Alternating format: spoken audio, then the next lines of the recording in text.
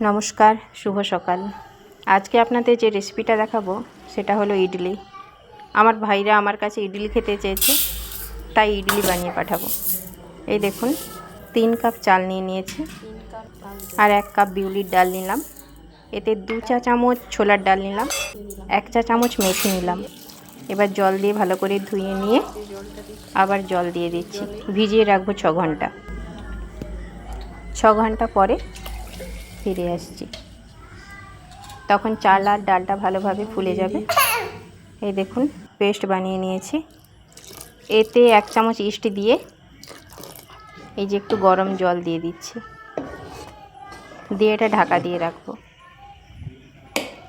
12 ঘন্টা ঢাকা দিয়ে রাখবো। একটু লবণ দিয়ে দিলাম।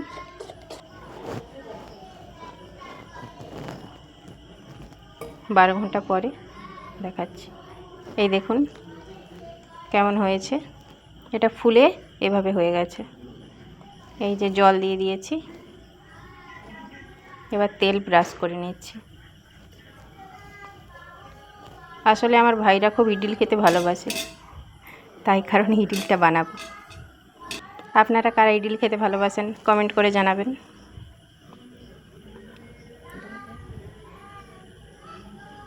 এই দেখুন, 4টা মোড়েই ইডলি নিয়ে নিচ্ছি, ব্যাটারটা দিয়ে দিচ্ছি আর কি।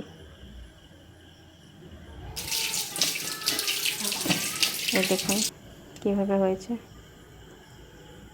এদিকে নারকেলের চাটনি বানাবো, সে কারণে এই যে নারকেল, ধনেপাতা, আদা, জিরে একসাথে সব পেস্ট করে নিয়ে 2টো লঙ্কা দিয়েছি। ফোড়নে কালো সরষে, শুকনো লঙ্কা আর কারি পাতা দিয়ে পেস্টটা দিয়ে দেব। এবার পরিমাণ মতো লবণ আর চিনি দিয়ে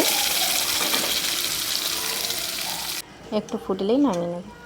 এই দেখুন, ইডলি রেডি হয়ে গেছে। যদি ভালো লাগে কমেন্ট করে জানাবেন। ধন্যবাদ।